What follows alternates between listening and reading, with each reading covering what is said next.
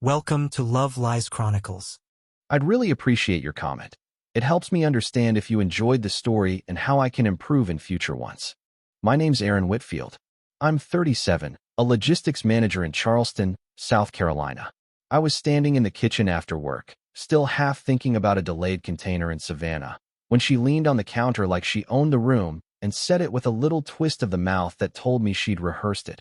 It's not cheating if I don't catch feelings.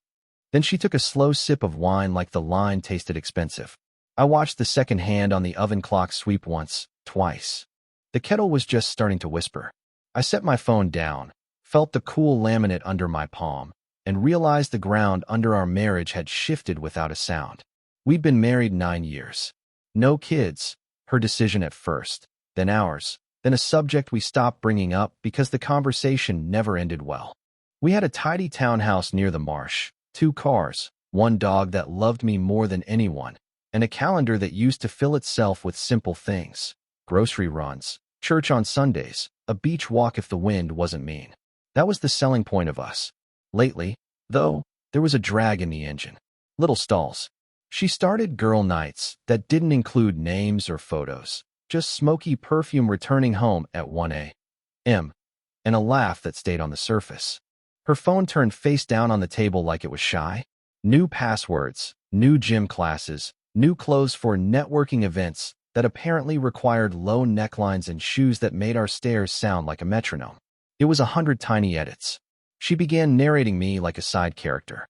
"Your job is safe and boring, babe. You don't get it." She said it at a brunch with her work friends, sliding it into the conversation like an olive into a martini. Safe and boring. I let it pass while I picked at my eggs and looked at the harbor. I like safe. I move freight from point A to point B without losing it. The world runs because people like me are boring at scale. The philosophy behind her one-liner arrived over weeks, packaged in the language of self-knowledge and being honest. It began after a weekend retreat her office did out on Folly. She came back sunburned, electric, full of micro-lectures about authenticity. She called monogamy a belief system, not a vow. "Men have been separating emotion from fun forever," she said one night, scrolling. "I'm just refusing to be a liar about it." That was the pitch, facts without feelings. She framed it like a mature upgrade from the fairy tales we supposedly outgrew. I remember thinking maturity usually costs more, not less. The house changed temperature. She came home late and left early, but when she was here, she multiplied noise. Music in the bathroom while she showered, a podcast while she got ready, the TV talking to no one. The quiet we used to sit in together became an accusation. And when I asked ordinary questions, "What time will you be home? Do you want me to pick up anything?" she rolled her eyes like I was standing between her and a better scene somewhere else. The dog waited with me at the window, then trotted back to the kitchen when the headlights finally swung into the driveway. I'm not proud of it, but for a while I tried to be younger. I said yes to rooftop bars on a Thursday when I had a 6 a.m.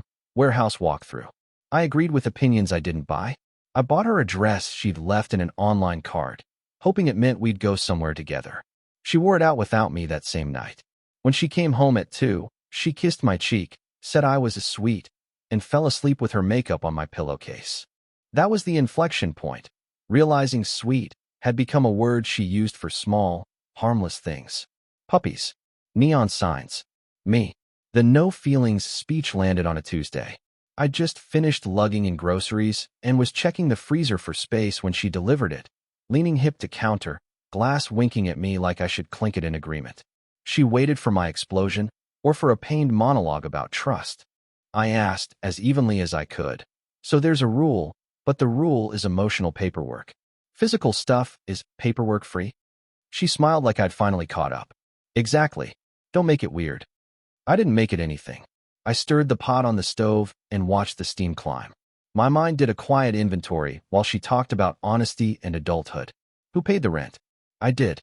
Whose name was on the insurance, the streaming accounts, the car maintenance memberships, the little subscriptions you forget you have until you see the bank statement? Mine. Who fixed the leaky faucet, changed the HVAC filter, took the dog to the vet, and folded the laundry left in the dryer until it had the drum's little crescent imprint? Me. Not resentment, just data. Logistics. It's what I do.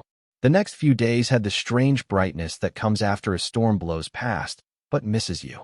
Colors sharpen. You hear everything. I noticed she dressed in the mirror for an audience I couldn't see. She laughed at her phone, thumb flying, then placed it face down with the carefulness of a bomb tech. She started leaving little piles, jewelry on the entry table, a heel on the stairs, empty boxes from deliveries on the counter like exhibits in a case. When I cleared them, she'd say, "Don't move my things," as if the house existed to curate her mess exactly where she left it. I also noticed myself. I started running after work, routes that ended by the water where the pluff mud smells like something older than people. I updated my emergency contacts. I put my passport and social in a folder where only I could find them. Just small recalibrations, the kind a man makes when the table wobbles and he doesn't trust the screws. I began cooking for one without announcing it to either of us. One chicken breast, one plate, one fork. The dog still got his half carrot when I chopped mine. Her friends shifted around me, too. The ones who used to hug me hello and ask about the warehouse remodel now approached like I'd become a complicated headline they'd only skimmed. One of them cornered me at a backyard birthday and said, "You know she just needs freedom for a minute." I smiled and said, "Freedom costs," and watched the sentence float over the pool like a leaf. She didn't get it. That was fine. I wasn't explaining myself to a chorus. The last sign came quiet. A pair of lingerie bottoms I didn't recognize showed up in a delivery on my account. Not the price that got me, the assumption. She'd used my save card, my shipping address. The box sat on the hall table, and I stood there looking at it long enough for the dog to sit down beside me, head tipped like he heard a whistle I couldn't. I cut the tape, folded the packing slip, and placed both back in the box. I didn't go looking for names. I already had the only name that mattered, mine. That night, I lay on my side of the bed and listened to her breathe. Even in sleep, she took more space than she used to. She mumbled something I couldn't catch, then rolled away until the sheet went tight. I stared at the ceiling fan and thought about freight routes. If point A is here and point B is not here, what's the shortest path that doesn't break the cargo? The answer is never the one with the most drama. It's the one with the least resistance, the cleanest handoffs, the fewest places where someone can drop a box and pretend it wasn't theirs. When morning came, I made coffee without asking if she wanted any. I let the dog out and watched him sprint the fence line like he owned the grass. She came downstairs in a robe that didn't match the bottoms from the box and kissed the air near my cheek. "Don't wait up tonight," she said, already scrolling. "I've got a thing." I nodded, rinsed my mug, and set it in the rack. The smirk from Tuesday echoed against the cabinets. Not cheating if there aren't feelings. I looked at the calendar stuck to the fridge by a magnet from Tybee Island and crossed off the day with a ballpoint line. Something had ended. I left for work early, earlier than I needed to, and hit the highway before the sun burned off the fog sitting over the marsh. Trucks moved steady in both directions, aluminum backs flashing in the pale light. I merged, signaled, took my place in the flow, and felt the kind of calm you get when you accept the math of a thing. The road doesn't care about your feelings. Freight moves, or it doesn't. Loads get secured, or they spill. Vows are either honored or redefined into something smaller and more convenient. She had chosen her definition. By the next week, her TED Talk from the kitchen had turned into a program she ran every night. 3 late returns in 5 days, each one arriving with a stranger's perfume clinging to her hair like a receipt. I heard the same laugh at the door before the key turned, all surface and sparkle, the laugh people use when they're selling something they don't believe in. She'd toe off her heels, check her face in the hall mirror, and ask if there was any mail for her like we were roommates who split utilities and small talk. The dog wagged anyway. Dogs don't negotiate terms. They remember whoever fills the bowl. I decided not to become the man she was trying to cast, jealous, loud, and easy to dismiss. Instead, I got accurate. I started tracking time and toned the way I track pallets. Wednesday, she left at 6:40 p.m. in a dress I'd never seen, said it was a networking mixer, and sent me a story of her mocktail at 11:58 with a caption about work-life balance. Thursday, she was home at 1:17 a.m. Shower on, fan on, door closed, as if she could steam off evidence and restart the clock.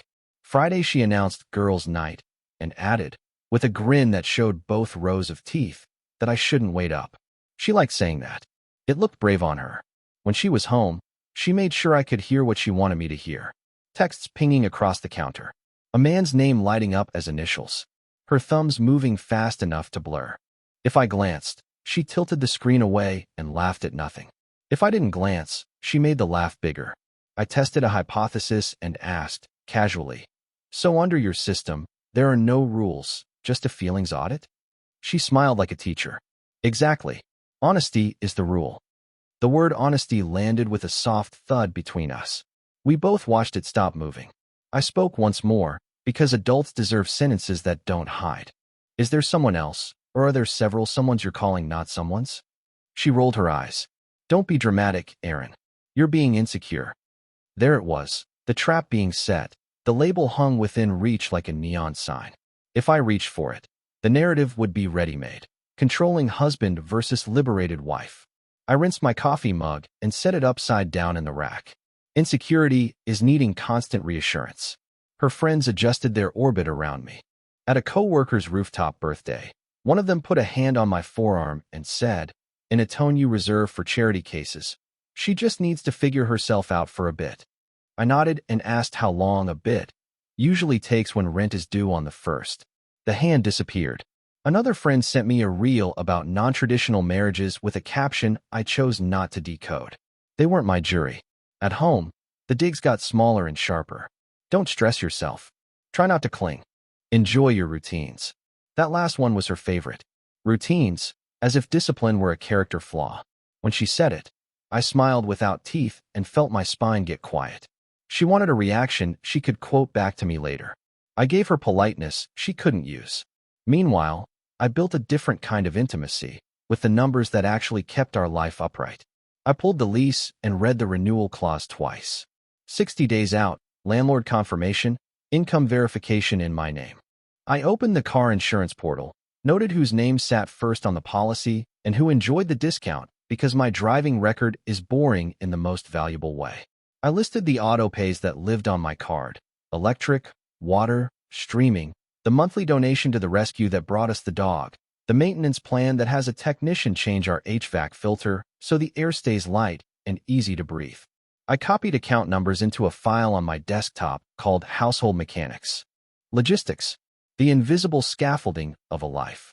She took to getting ready with the bathroom door partially open, an invitation to witness the new choreography, the extra spritz, the lip liner, the second-choice dress swapped in with a small shake of her head to the mirror. I learned when to step past with the laundry basket so our shoulders wouldn't touch, because even contact could be framed as cling. She began staging photos on the entry table, keys beside sunglasses beside a tiny crossbody bag, like a still life of departure. I put the dog's leash on top of the arrangement when it was time to walk him, a reminder that some departures return. I'd always been the planner who asked what she needed from the store, who texted when I was headed home. I removed those courtesies and felt the house expand by a fraction. If she wanted a life without my feelings, she could start with a week without my reminders. Dinner went from being an event to a fact. I plated what I cooked and left hers in the fridge with foil like I would for a polite guest. She posted a story of a takeout box and captioned it self-care. I washed the pan and fed the dog half a carrot anyway. One night, she came in early and announced she'd bought tickets to a pop-up event on Saturday and needed me to be cool about it. I said, "I'm always cool." She stared at me, waiting for an argument that didn't arrive. "You're so calm," she finally said, as if calm were an accusation. I shrugged. I move freight for a living. Panic drops things. She snorted and called my job cute. The word slid off. Cute is what people call things they don't understand or can't lift. I kept running after work, longer routes that circled past the marinas and back through quiet streets where the live oaks tunnel over you and make everything feel older and steadier. I put a small fireproof lockbox in the closet and slipped in the documents that mattered: passport, social, birth certificate, the car title, the spare key to the storage unit. I moved a set of spare house keys from the bowl by the door to a place only I know. None of it was revenge. It was risk management. If you plan for rain, you don't resent the cloud. The conversations between us shrank down to headlines. She tried a new segment about enlightened adulthood to see if I'd debate it into significance. "We're just being real," she said. "We're outgrowing illusions." I asked, which illusions pay the internet and keep the fridge cold. She called that transactional. I told her reality often is. If she heard contempt in my tone, she was borrowing it from her own. What surprised me most was the quiet inside my chest. I was sleeping better than a betrayed man is supposed to. My job was no longer to rescue a definition she had retired. That realization made me slower to answer and faster to act where it counted. I booked a dental appointment, a haircut, and a meeting with a financial advisor under my name alone. I stood up straighter when I walked the dog. The world noticed me again. On a Sunday afternoon, she floated the idea of us resetting expectations and suggested separate social lives with check-ins. I asked what check-ins meant. She said, "I'll tell you if I catch feelings." I nodded, because the sentence told me everything I needed for the next stage. She wanted to hold court and hold options while I held the bills and my breath. I let the breath out. I made a grocery list for one and added batteries to the list because silence eats them faster than you think. That night, I found myself standing at the sink with my hands under the hot water longer than necessary, watching steam rise, listening to her laughing with someone in the next room, a light sugar laugh she saved for men who hadn't done the math yet. I dried my hands, checked the calendar, and counted days to the lease renewal with the same steady patience I used to count pallets on a dock in August heat. I had asked my one question and gotten my answer. The pressure she kept applying was setting the mold for who I would be next. Silent doesn't mean weak. Sometimes it means the plan has started. The morning after her lecture about check-ins, I stopped checking anything except the calendar. 60 days to renewal. That number used to be a boring administrative note. Now it was a lever. I opened my laptop, pulled up the property portal, and scheduled a meeting with the manager. We sat in the glass office that smells like fresh paint and carpet glue while she scrolled through my file. Income verified. Payment history spotless. I asked a simple question in a simple tone. What does it take to renew as the sole tenant? She explained the process. It wasn't dramatic. Non-renew the current joint lease. Sign a new one under my name. Any additional occupant would require my written approval. She slid the forms across the desk. I initialed where the yellow flags told me to. Logistics. Boxes. Arrows. Handoffs. On the way home, I stopped for a lockbox key and a new deadbolt, not to install yet, just to set quietly on the laundry shelf. It felt like putting a spare tire in the trunk, not a threat, a preparation. When I walked in, she was on the couch in a robe, posting a story of her legs and latte foam. "You're up early," she said, like sunrise was a stunt. I kissed the dog's head, hung my keys on my hook, and didn't reply. Words were a currency she'd been counterfeiting. I was switching to cash only. I started where money meets aftermath, insurance. Our auto policy listed us both. With my record buying the discount she wore like perfume. I called the carrier, answered the security questions, and said I needed to remove a household driver effective at renewal. They walked me through the timeline and the letter they'd mail stating her coverage would lapse unless she obtained her own policy by a specific date. No malice, just arithmetic. Household risk changes, premiums adjust. I thanked the agent and made a note to rotate the glove box cards the day the new ones arrived. Next, phones. The family plan had been my idea 5 years ago because bundled convenience feels like love when things are good. Convenience is leverage when they're not. I opened a new single-line account, ported my number, and left hers on the old account slated for suspension at month's end. When the text came, "Your account changes are complete," I set the phone down like a tool I'd finished using. The Wi-Fi password changed that night. The streaming services logged out on every device. Passwords rotated, two-factor moved to my authenticator. Cloud storage, shopping profiles, travel rewards, car share apps. The small invisible threads she tugged without thinking. I redirected my paycheck. HR portals aren't poetic, but they're honest.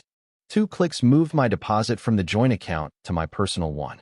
I removed auto pays from the joint like dismantling a tent after a storm. You don't keep sleeping under loosened ropes. The joint account didn't close.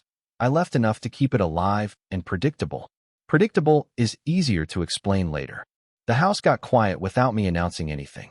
I stopped narrating my movements. "No, I'm running to Publix. Need anything?" "No, I'll be back in an hour." I ran my loop by the marsh, came home, showered, cooked one portion, plated it, ate standing at the counter, washed the dish, and wiped the water spots I used to ignore because she liked things looking lived in. The dog followed my new pace like he'd been waiting for it. I moved rooms. The guest room faces the oak. The morning through that window looks like a calm decision. I carried a single load. 2 shirts, 2 pairs of jeans, a pair of running shorts, my books, the lockbox. She noticed the first night when she came upstairs and saw the made bed on my side, the absence like a taped-off outline. "What's this?" she asked from the doorway. I folded a t-shirt and said, "Space." She gave the laugh that used to mean I'd said something cute, but now sounded like she'd run out of comebacks. She went to the bathroom with her speaker and turned the volume up. I read until the words slipped into the hum of the fan. At work, I treated my life like a lane change with a signal long enough for anyone paying attention to adjust. I canceled Friday lunches I used to leave open in case she wanted to meet. I booked a long overdue dentist appointment, a checkup, a haircut with the barber who doesn't ask questions. I answered emails faster. I walked the warehouse floor with my hands out of my pockets. The crew started asking me about routes again, because I looked like the man who set standards.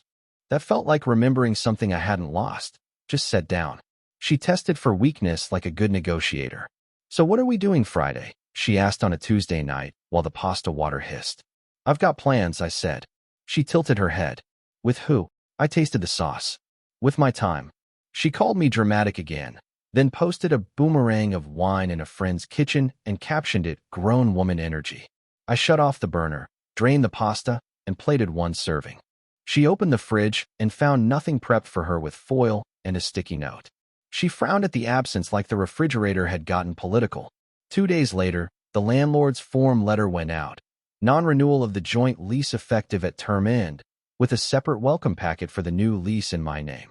A copy lay on the entry table when I came home, folded back to reveal the phrase, "Additional occupants must be approved by tenant." She had circled it in pen. Underneath, she'd written, "LOL." I didn't respond. I upgraded the home insurance rider to reflect single occupancy and removed her jewelry schedule, because I was done paying premiums on things she wore out the door to prove I was unnecessary. I boxed the pieces she hadn't taken lately and placed them on her vanity with the kind of respect you give artifacts from a closed exhibit. The pet files moved to my desk drawer. Vet, microchip, adoption certificate. The groomer appointments went on my calendar, not the shared one she never checked. I put my name alone on the dog's tag and felt a small click inside, like a lock aligning. It was silly, maybe, except it wasn't. Care is a chain of small, paid-for decisions. I would not outsource any link of it to someone practicing experiments on attachments. I booked a 2-night trip to Beaufort for the following week, just me and a rented skiff. I left the itinerary in an empty drawer, not on the counter. When she asked what I had going on, I said, "A thing," and smiled the way she had taught me to. The morning I left, I fed the dog, watered the ferns she always forgets, and set the thermostat to a temperature that doesn't care if anyone approves. I took the spare keys with me. The guest room bed was made. On the river, alone with the flat water and the low slap against the hull, I felt the kind of silence that cleans you. I thought about how many years I'd measured my worth in the volume of what I provided and the softness with which I provided it. Provision stays. Softness now had boundaries. When I got home, the house smelled faintly of her perfume and the oven, 2 scents that have always disagreed. She was humming in the kitchen, a tune meant for guests. I set my bag down and took the mail to the desk. Insurance card, bank statement, lease packet, the paper trail of a man who refused to send warnings but left receipts. She leaned in the doorway and said, "You've been distant." I looked up from the envelope. "No," I said. "I've been quiet." Distant is a story someone tells about you. Quiet is what you choose. That night, I changed my emergency contact from her to my brother. I updated the point of contact on my 401k. I moved sentimental photos from the cloud to a hard drive. The Ring camera got a new admin. The garage clicker paired to my car only. I slid the second deadbolt into the lockbox. I slept the untroubled sleep of a man who has finally matched his actions to his diagnosis. She kept looking for the old me in the places he used to stand. Front row for every emotion, credit card for every whim, words ready to make sense of the mess. All she found were clean surfaces and a man making his bed in a different room. If love in her system didn't count without feelings, I could honor her philosophy. I had none to give her anymore. Commitment, I realized, isn't a promise to fund someone's experiments. It's a contract with yourself about what you won't finance. By the time the month turned, every bill, policy, and account knew it. The only thing left to update was the silence. It was already paid in full. The first crack was a gas station at 10:43 p.m., a ping on my phone, and then another, stacked like receipts. My card just declined. Pump isn't starting. Did you change something? I was on the couch with the dog at my feet and the lease packet on the table. I replied once, check your own account, and muted the thread. 10 minutes later, another message landed, sharper this time, the kind that tries to cut and misses. I put the phone face down and listened to the dryer finish its cycle. She came in 40 minutes after that with the smell of someone else's cologne hanging to her hair, banging cabinets like noise could reverse arithmetic. By morning, the letter from the insurer had beaten her to the mailbox. Policy change notice. Coverage ends on renewal date unless the named driver obtains a separate policy. I set it on the entry table under the lease notice she'd circled LOL on, the two pieces of paper making a quiet V on the wood. When she saw them, the air shifted, not outrage at the ethics of her new system, just the logistics of it. The word petty made an appearance. Then vindictive. Then dramatic. I wiped the counter while she auditioned adjectives and reminded myself that names are not arguments. I didn't offer a long defense. I asked if she needed the number of a broker. Nights out slowed when the meter moved to her side. Uber costs look different when the app is tied to your card. Lingerie deliveries feel less like freedom when they bill to your own account. The bar tabs that used to vanish into the ocean of our money now stood up and asked for her attention. She took a night off and called it self-care. The next night, she took a longer one and called it perspective. The third night, she cooked pasta in a silk robe and set 2 plates on the table. Candles lit, the song we used to like turned low. I sat. I ate. I complimented the sauce. When her foot brushed mine under the table, I moved my chair a polite inch. You're really going to be like this? She asked without quite asking. I poured water and let the silence carry the answer. Her friends were the next to blink. The most enthusiastic one sent a story from some rooftop, tagged 3 women, but not her. Another, the careful one, DM'd me. You don't deserve this. I didn't reply. If she needed a chorus, she could hire one. The group text tone in our house softened. The nightly laugh track lost volume. She tried to recover the swagger, posted a picture with a caption about owning your choices, then deleted it an hour later when nobody clapped. You learn how real your audience is when the free drinks stop arriving on schedule. A voicemail landed from her mother midweek. The voice was brittle but measured. I'm hearing alarming things. Call me. I did. I didn't mention feelings or philosophies. I read dates. Lease timeline. Policy notices. Account changes. I spoke about risk, liability, and occupancy like a man explaining why a truck requires tie-downs. The line went quiet on her end in the way of someone who recognizes paperwork when they hear it. Thank you for telling me, came after the pause. No accusations. Just a parent who suddenly understood that her daughter wasn't the only adult in the room. Somewhere in there, the man behind the smirk stopped being a character and became a data point.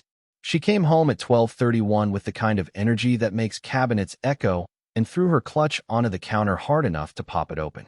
The phone inside was lit with a thread that had ended at 12:18 with a block. Not even an argument. A quiet vanish. She stood very still, and for the first time since Tuesday's TED Talk, I saw the absence behind the act. Not love. Just the arithmetic of someone realizing the cost of a belief system she'd thought was discounted. Blame arrived right on schedule. I was controlling. I was calculated. I was performing a punishment. I was small. I let the words pass through the room like weather and focused on things that held their shape. A clean sink, a fed dog, a calendar with black slashes through the days that mattered. When she called me petty again, I reminded her of her rule. No feelings, remember. The echo did the work I didn't have to. She hated hearing herself in my calm. At work, consequences did their quiet part. One of her clients sent an email CCing me by accident, something about deliverables and missed calls. A colleague of hers, the one I've always thought was decent, stopped me outside the coffee shop near the warehouse and asked if things were okay at home. His voice lowered, eyes steady. I shrugged. We're aligning reality to language. He nodded once, and in that small nod, I felt a room shift somewhere I didn't need to enter. People pay attention when your stories match your statements. They also pay attention when they don't. She tried community next. A couple we know came over for a Sunday grill. She arrived late to her own invitation and made a few comments meant to set the narrative. He's been cold. He's withdrawn. He's making things complicated. I handed our guests plates, asked about their kids' soccer, refilled drinks, and said very little. When she turned the conversation toward adult honesty and new models, the wife studied her for a long second and then changed the subject to the rising cost of everything. Not a moral judgment, just a practical redirect. The kind that happens when people decide their afternoon shouldn't be wasted. Her panic took on new shapes. She reappeared at the gym I've been going to and, accidentally, ended up on the treadmill next to mine. She laughed too loud at a joke nobody told. She wore a dress to the grocery store. She floated the idea of counseling with a therapist who specializes in non-traditional arrangements. I asked for the name to check my calendar, then never followed up. She booked a couple's slot anyway and sent the time in a text. I replied with a screenshot of my lease start date. She didn't reply to the screenshot. The appointment reminder came and went. No one attended. When the new insurance cards arrived, I slid them into my glove box and pulled the old ones from both vehicles. I placed hers on the kitchen island beside a sticky note that said, simply, independent.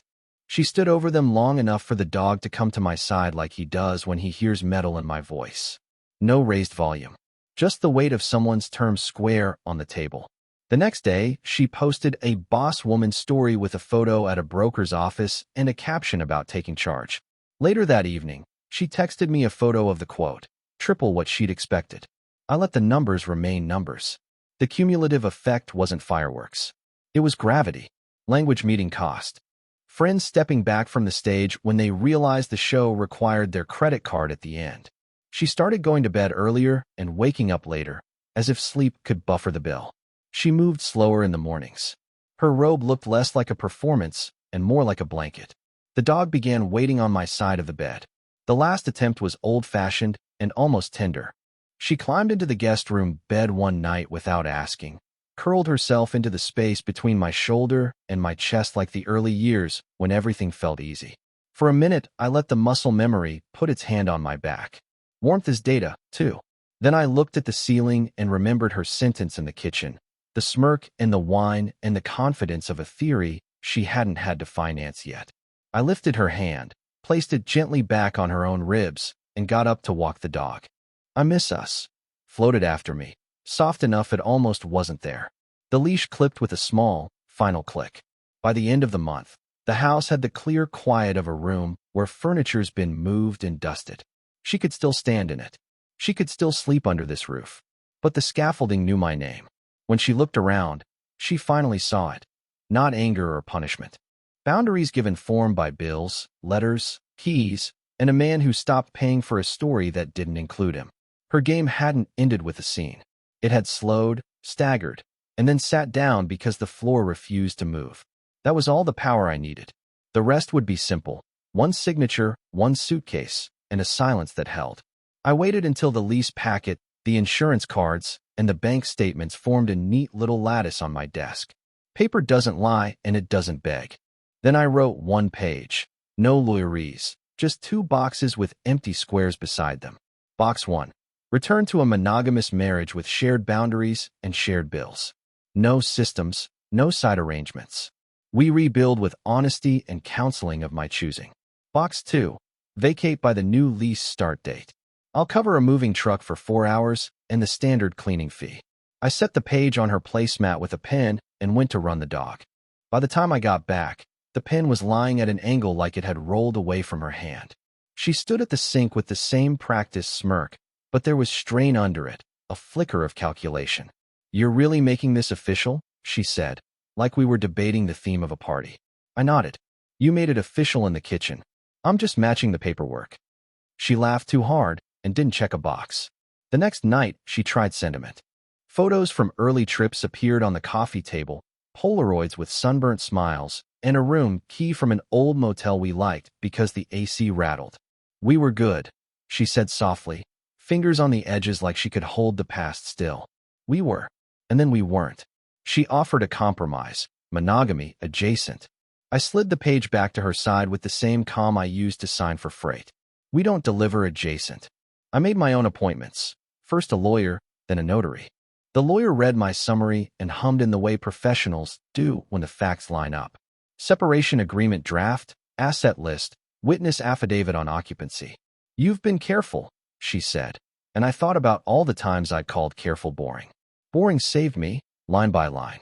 I signed the engagement letter and walked out into the thin, bright heat that makes Charleston sidewalks look like film. Her mother called again. Have you given her an ultimatum? I told her I'd given her two choices. An ultimatum, she said softly, would be pretending there's a third. I emailed a PDF of the page. She responded with a single sentence. Thank you for being clear. You learn a lot about people when clarity is on the table. The ones worth keeping. Stop arguing with the font. 3 days before the deadline, she tried to crowdsource sympathy. A long caption on a photo of a sunset. Men who fear strong women. The prison of tradition. How growth is messy. Comments were generous for an hour, then cooled when someone asked who paid the rent while she grew. She took the post down. That night she put on the robe, made the pasta, lit the candles, and crossed the room in a way designed to empty my head. I thanked her for dinner and washed my dish. Don't you miss me? She asked, the slightest tremor in it now. I do, I thought. I miss the woman who didn't treat loyalty like amateur hour. I said, I miss being respected. On the last day, she circled the table the way people circle bad news. I never said I wanted other people, she offered. I said if it happened, it didn't count. The sentence was a perfect summary of every risk she'd outsourced to me. I slid the pen across the page one last time. Choose. She stared at the boxes, at the pen, at me, at the dog sleeping like a small moon on the mat. She circled box 2 with a drawn-out scrape of ink. Then she signed her name small, as if the letters might slip through a crack. I booked the truck for Saturday at 9 a.m. I bought tape, labels, and reasonable boxes that don't collapse the second someone stacks them wrong. I laid out her suitcases on the bed like a courtesy I would offer a stranger. I packed nothing fragile, only what she pointed to. Not that, yes, that, leave it, as if even now I might tip the scales. At 9:06 the crew arrived. The foreman handed me a clipboard. I initialed, stepped back, and let gravity and labor do what they do. She kept up a thin stream of small talk with the movers about neighborhoods, and rent like this was all theoretical. When the last box left, I followed the men down, tipped what the work deserved, and watched the truck's red lights disappear toward the bridge. Upstairs, the house sounded like it does after a storm when everything's clean and a little too bright. I vacuumed lines into the rug, wiped the baseboards, and set her keys on the counter with a sticky note. Leave in the mailbox when you're done. At noon she hugged the dog, choked once, and stood in the doorway without stepping through it. This isn't how marriage works, she said. I nodded. Marriage works when both people do. She opened her mouth, closed it, and finally asked, Do you hate me? I shook my head. I changed the deadbolt after the door clicked behind her. Not a slam. Just a click that sounded like a decision finishing. I emailed the landlord the new key number, set the thermostat to the temperature I like, and took the dog for a long walk under the live oaks. The tag with only my name on it tapped a small rhythm against his chest. The wind came off the marsh with that mineral honesty I trust more than speeches. She texted twice that week. We should talk. I didn't mean it like that. I let the bubbles fade and didn't answer. The lawyer filed the agreement. The joint account went to zero by consent and then to closed. I mailed a box of the last items she forgot and insured it because I insure things that leave my hands, even when they never insured me back. The aftermath was a string of quiet satisfactions that looked like adulthood. I slept through the night. I cooked without performing. I bought a better leash, replaced the dull knives, and threw out the mug that still wore her gloss like a thumbprint. I stopped listening for her car and started listening for the kettle. The dog learned the new rhythms in 3 days. I learned them in 4. Word got around without my help. The decent colleague nodded at me outside the coffee shop again, this time with something like respect. Her mother sent a short message on a Sunday. If you ever need anything for the dog when you travel, call me. I read it twice and felt the door in my chest stop creaking. 2 months later, I saw her on King Street with one of the rooftop friends. She looked good in that tight, curated way, but the eyes were doing the math you do when bills land and the applause doesn't. Our glances touched, and kept moving. I crossed at the light with the rest of the city. I heard she moved to a smaller place across town and that the guy had been a 3-week experiment with a hard exit. The ledger had closed the day the truck turned the corner. Revenge, if the word applies at all, was nothing I did to her. It was what I stopped doing for her, funding the comfort of someone rewriting vows into loopholes. The lease, the car insurance, the quiet. Each turned out to be a teacher with better memory than love. Some nights I sit on the back steps with the dog and listen to the harbor. The air smells like salt and metal and something clean. I think about freight, how it moves best when it's secured, and about promises, which are a kind of cargo if you're honest about it. Respect is the strap. Without it, everything shifts and breaks, and someone calls that growth. I call it loss you choose. I refuse to keep losing myself. That's the only ending that mattered.